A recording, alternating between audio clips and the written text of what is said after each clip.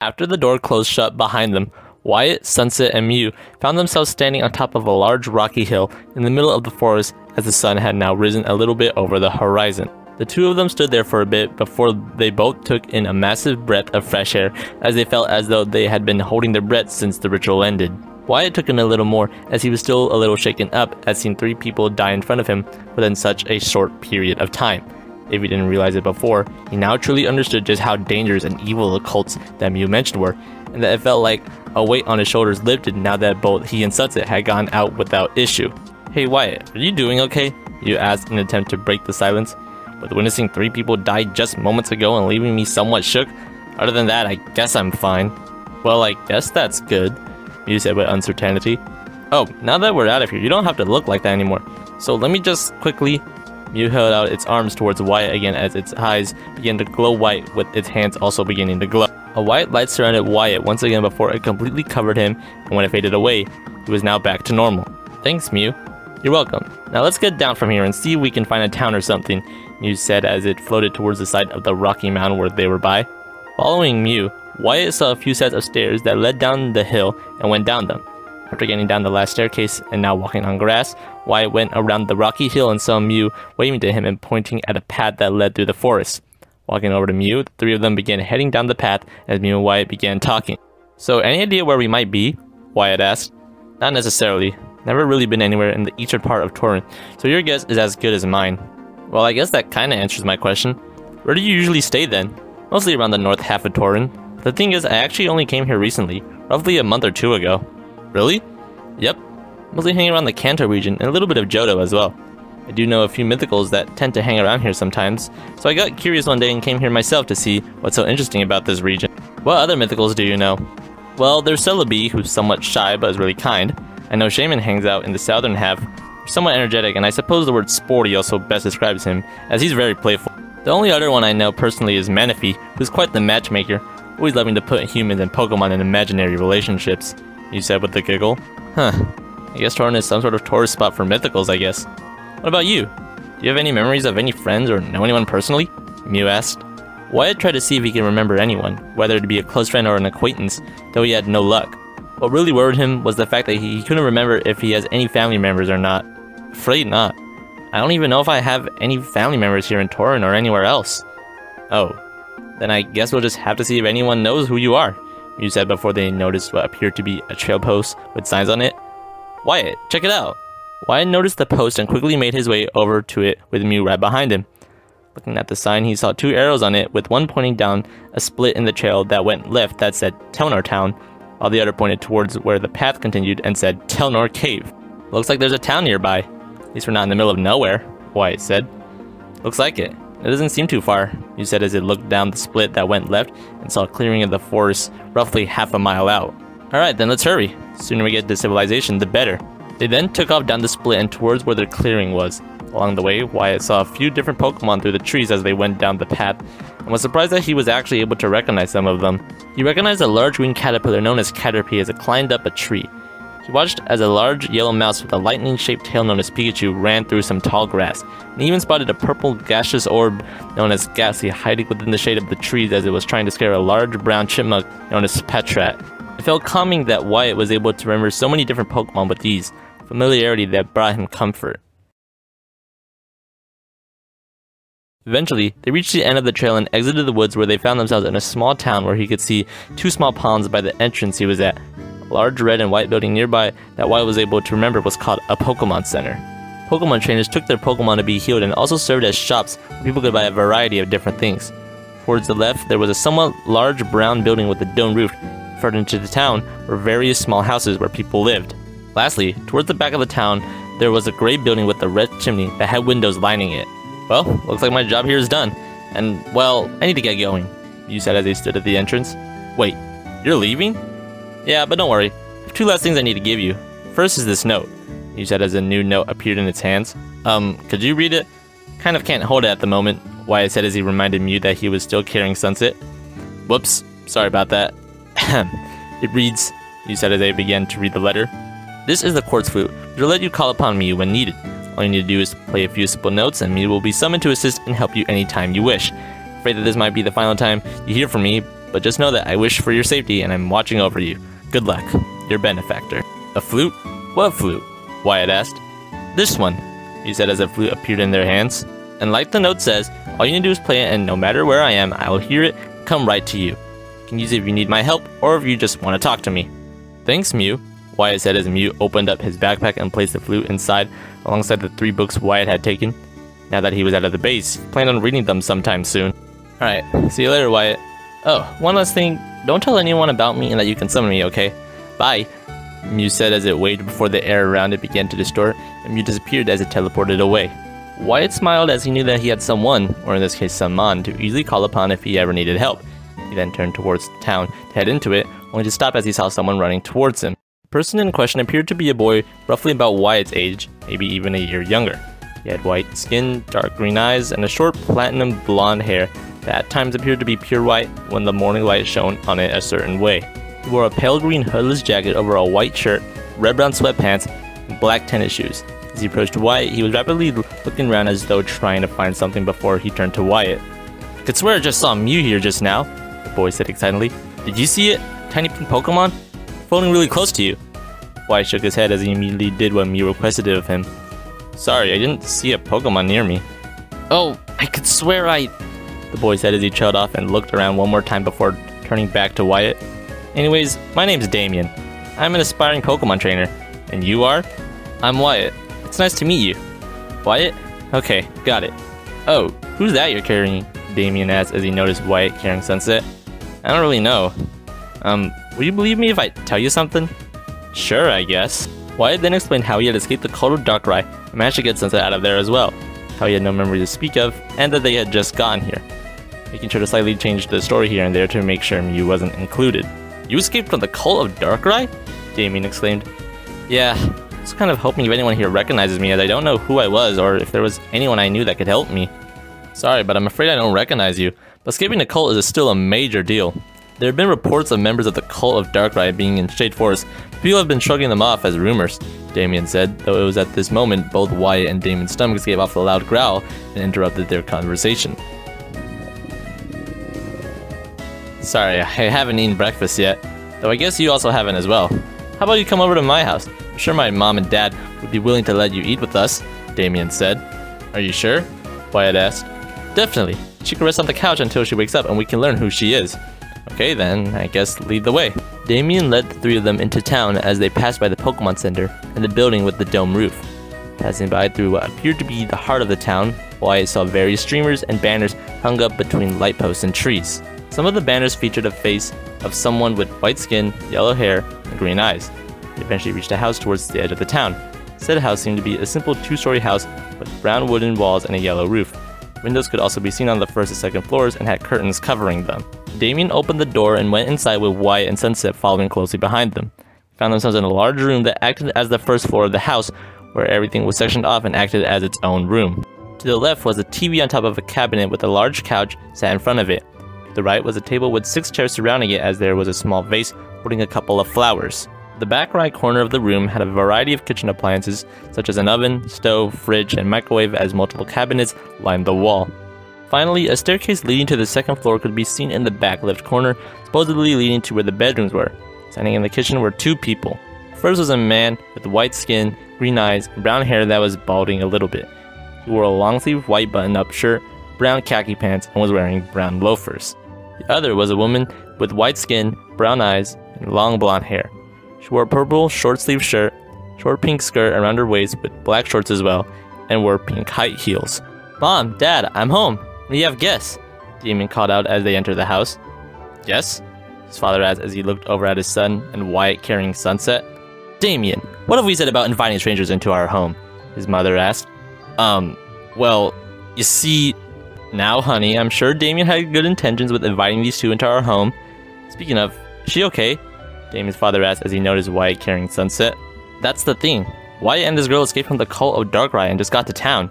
Also, Wyatt says he doesn't have any memories, so he doesn't know if there's anyone he can go to. He also says that the girl hasn't woke up ever since he rescued her. What? Damien's mother shouted. No, we're not having people who are captured by a cult into our home. Honey, you need to calm down, Damien's father said. Don't you see? letting these people into our home, a cult may come barging down that door, threatening us to tell them where they went. Why would a cult visit a simple, boring town like ours? But, Damien's mother protested, I'm sure we'll be fine. Anyways, I'm sorry that you lost your memories. Wyatt, was it? Anyways, both you and the girl are free to be here. Thank you, sir, Wyatt said before his stomach started to growl. Well, I guess I'm not the only one who's starting to get hungry. You could set her down on that couch and join us for breakfast. We decided to make Damien's favorite this morning. You made raspberry pancakes? Yes! Damien happily shouted and went over to the kitchen to grab a plate. Wyatt went over to the couch and sat Sansa down on it, though he took off her backpack and set it beside the couch so she could comfortably lay on her back. He himself also went to the kitchen and grabbed a plate as Damien and his parents began to take a seat at the table. Pancakes that had been made were golden brown and looked very soft and fluffy. On the side was a small bowl containing numerous berries that were red in color and had small bumps on it. Putting a pancake on his plate and placing a raspberry on it, he went over to the table and sat by Damien, who was already beginning to eat his pancakes, but not before taking his backpack off and setting it by his seat. Taking a fork and knife that had been set out, Wyatt cut off a bit of the pancake while making sure a raspberry was also on the bit he cut off. When he ate it, he was amazed at how sweet and delicious it was. So how do you like it? Damien asked. It's amazing, Wyatt said. Great. Man, I can't wait for how amazing today is going to be. Why is that? The Augur, the greatest man in the world, of course, is coming today, Damien said excitedly. The Augur? Who's that? You don't know who the Augur is? Have you been living under a rock? Damien asked, only to see Wyatt's unamused expression. Oh, right. No memories. Sorry. Essentially, the Augur is the guy who protects the whole region. He's my biggest hero. The guy who protects the region? Wyatt questioned as he took another bite of his pancake. Pretty much. He helps protect the region and its inhabitants from the actions of the cults. Though he hasn't really lived up to the title when it comes to actually dealing with the cults compared to the previous Augur, Damien's father said. Previous Augur? What do you mean by that? To put it simply, the current Augur is the second one Torrhen has ever seen. His predecessor, the first Augur, was a powerful trainer and was well liked throughout the whole region. You know about how bad the cult situation is, right? Kinda. The only one I kinda know about is the cult of Darkrai. To put it simply, today, 5 major cults plague the Torrhen region, with the cult of Darkrai only being quite small compared to the others. Back in the day, there existed even more cults that were all feared for various reasons. The first Augur disbanded over half of them. Some of them disbanded on their own after witnessing what the Augur was capable of. He was an amazing man and was everyone's hero. However, about a year ago, the Augur disappeared without a trace, with some people saying that he went missing trying to disband a cult. No one knows which one. Jaern, the current Augur, stepped up and claimed the position of Augur in his stead, saying that he doesn't believe the first Augur is dead and is acting as Augur in his stead. That's why I don't think Jaern has lived up to the title yet, but I'm fine with Damien seeing him as a hero. Who knows? Maybe he will do something about the cult in a way that will make me happy, Damien's father explained, though throughout the explanation he had a look on his face as though he was yearning about the past. He sounded amazing, and I hope he shows up someday soon, Wyatt said. He was. Anyways, yes, the current Augur is visiting Telnor Town as a way of showing that he wants to make sure everyone is safe and happy. We've been putting together decorations for his arrival. Might have seen them in town on the way here. Anyways, I think we're pretty much finished decorating. As long as everyone has their gift for the Augur ready, pretty much done with everything. Speaking of, you do have your gift, right, Damien? Damien's father said as he turned towards Damien. Oh, Damien said as he began to visibly panic. Well, I may have forgotten. Of course you have, Damien's mother said as she gave an annoyed sigh. Now, honey, it's fine. Damien, I've heard that you can find a rare stone in Telnor Cave within Shade Forest. Of course you need a Pokemon to go safely, Damien's father said. This seemed to set something off within Damien's mother. No, absolutely not. Not a chance. Damien is not ready to get a Pokemon. He's still just a child. Mom, please. Almost all of the others in town have already gotten theirs and left, Damien pleaded. And you're not going to follow them. Get yourself killed, Damien's mother said, though it was at this moment that Damien began extremely annoyed and said something that made Wyatt's jaw drop. Why do you care? It's not like you're my real mother or anything. I've raised you since birth. You're not capable of raising a plant, let alone a Pokemon. You're irresponsible, antisocial, and you can't even— That's enough out of you two, Damien's father shouted as he interrupted both of them. You're embarrassing us in front of our guests. Damien and his now revealed stepmother looked away from each other, though while his stepmother still had an annoying expression, Damien's was that of sadness and embarrassment. Wyatt couldn't help but feel bad for him and gave him a light pat on the shoulder to show he was there for him. Anyways, Wyatt, do you have at least any experience with handling a Pokemon? Damien's father asked. Not that I can remember, but I do know how Pokemon battles and everything involving them work. I suppose that's good enough. We'll lend one to both you and Damien. Would you be willing to help him through Shade Forest and to Telnor Cave to help him find a gift for the Augur? Of course, I want to help repay you all for allowing me to eat with you and Damien for helping me and her out. Wonderful, I'm very grateful. So it's settled then. Damien's father said as Damien and his stepmother looked at him, one with happiness while the other with annoyance. Wyatt will help Damien to get a gift for the Yager, and if Damien shows responsibility, perhaps he can keep the Pokemon afterwards. How does that sound, you two? Amazing! Thank you, Dad! Damien exclaimed. Fine. He won't, though, Damien's mother said. But we're not giving him one of ours to use. You both get an Eevee from Professor Sylvan. I suppose that's okay. She does have a bunch of Eevee from her days as a trainer, so I suppose she wouldn't mind giving away some of them, Damien's father said. Hey Wyatt, Damien whispered so only Wyatt could hear. Thanks for agreeing to do this with me. I just hope I don't mess this up. You're welcome. I'm sure you'll do fine. Ugh. Everyone froze as they heard someone groaning, and after looking around to see who it was, Wyatt and Damien realized that Sunset was finally starting to wake up and rushed over to her. Sunset felt as though her entire body was rebelling against her at her attempts to try and wake up. Every single part of her body felt numb, and her mind felt extremely foggy, which made it a struggle to try and think properly. However, the fog within her mind began to clear away as her senses slowly began to return to her. She felt like she was laying down on something soft and that she couldn't feel her backpack on her back. She let out a quiet groan as she began to open her eyes, which were greeted by her looking up at a ceiling. Looking around a little more, she found that she was laying down on a couch as the screen of a TV faced her. She noticed her backpack on the floor beside herself. With one last groan, began to adjust her position so that she would be able to sit. As she did, she heard footsteps coming over to her as Wyatt and Damien approached her. She's waking up! Damien exclaimed. Yeah, maybe we can learn why she was in the cult of Darkrai's base, Wyatt said hopefully. Hearing their voices, Sunset turned and looked at the two boys standing next to the couch with both of them looking to be around her age. Who? Sunset began saying as she was starting to fully wake up. Hey, it's okay. You're in Telnor Town, away from the cult of Darkrai, Damien said. Telnor Town? Cult of Darkrai? What is... Sunset froze as everything that happened to her came rushing back. Her leaving her apartment and heading to Canterlot High, her trying to go through the portal only for her arm to start feeling as though it was being crushed, the face within the surface of the portal, and her passing out after being dragged through it by shadowy tendrils that shot out of it.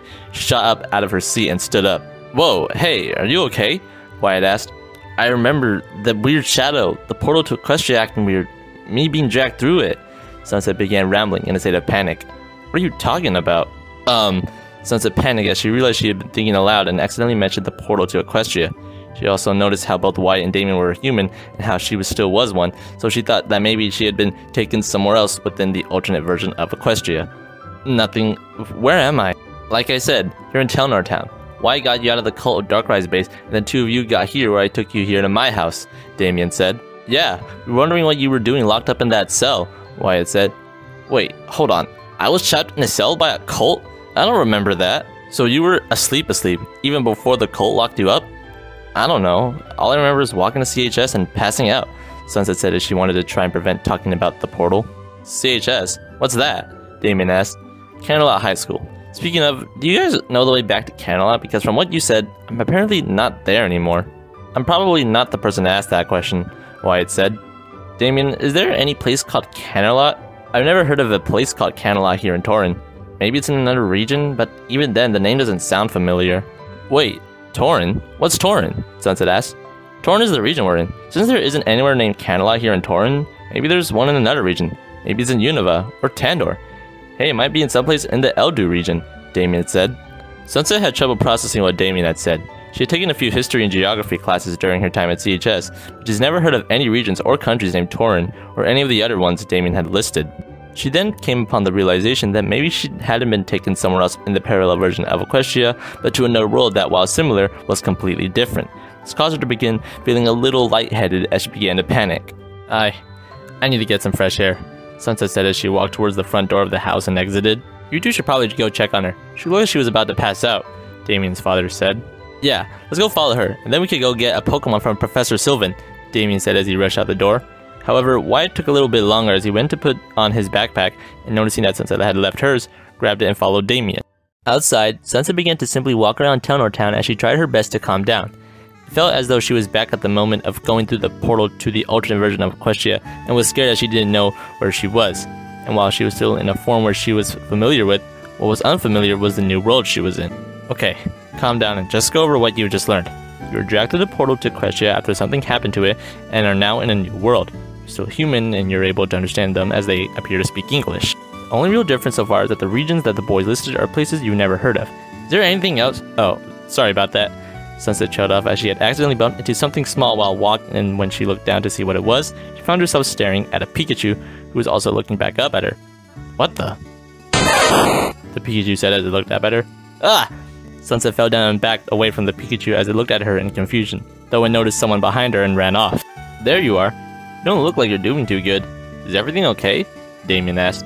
What was that? Sunset asked. Pikachu? Seriously, are you okay? You acted as though you'd never seen a Pokemon in your life, Wyatt asked. A Pokemon? What's a Pokemon? Sunset asked. This prompted Wyatt and Damien to exchange worried glances. Mean you never heard of or seen a Pokemon? Maybe she's like you and lost her memories as well.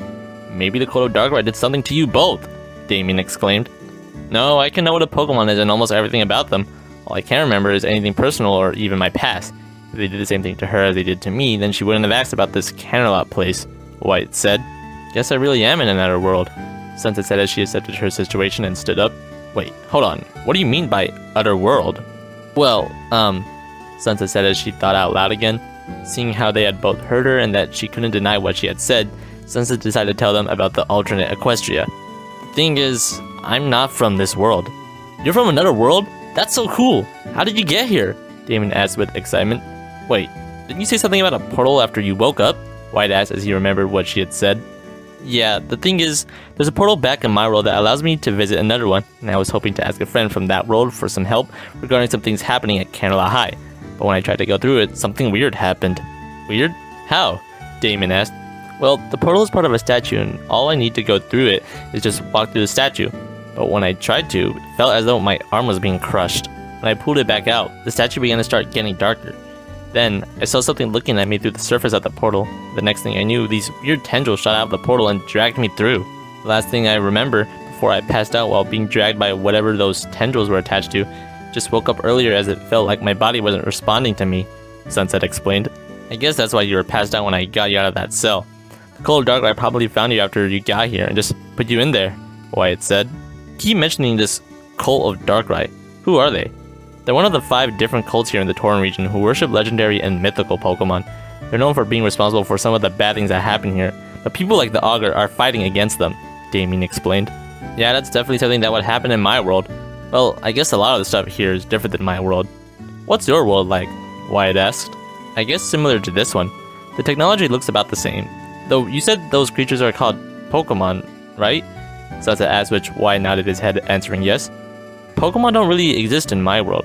All we have are just simple animals like birds, dogs, and rabbits. I can't imagine a world without Pokemon.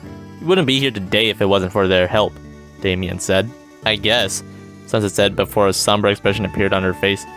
I just hope I can figure out how to get home. The girls are probably worrying about me, and probably Twilight as well as I didn't show up, Sunset said, though the last part she whispered so the others couldn't hear her. I know. Maybe you could come with us to see Professor Sylvan, Damien suggested. Professor Sylvan? Who are they? She's the Tauren region's Pokemon professor. She mostly researches things about Pokemon, but maybe she might know something that can help. We're on our way over anyway, so we can get a Pokemon so we can go to Telnor Cave, so you can come with us. Sunset thought this over. She was pretty much stranded in this new world, and there was the chance that this Professor Sylvan could know some way to help her get back home. Besides, she didn't really have a lot to lose by asking. She just had to make sure she didn't mention Equestria, and she would be fine. I suppose it couldn't hurt. I'll come with you then, Sunset said as she accepted the offer. Awesome! Wait, we never introduced ourselves. I'm Damien, and I'm hoping to become a great Pokemon trainer by showing my parents that I can be one. Damien held out his hand for Sunset to shake, which she did. I guess I'm next. My name's Wyatt, and I can't really remember much else than a few things because I've lost my memories, though I guess the Cult of Darkrai is because of that. Wyatt held out his hand to shake, which Sunset did. I'm sorry you lost your memories, and I hope you're able to get them back. Thanks. And what's your name? Sunset Shimmer, and thanks for helping me with, apparently getting me out of a cult's base. You have no idea, Wyatt said as he mentally shivered as he remembered what he had witnessed while trying to escape. Now that introductions are out of the way, let's go see Professor Sylvan, Damien said before he began walking towards the other end of the town. Is he always like this? Sunset asked. I guess, but he was kind enough to help us out when we got here, Wyatt said as he offered Sunset her bag. Sunset smiled, and after thanking Wyatt for grabbing it, 2 of them followed Damien to where Professor Sylvan's lab was located, both for Wyatt and Damien to get a Pokemon to help them reach Telnor Cave, and hopefully asking if she knew anything about how Sunset can get back to the parallel version of Equestria.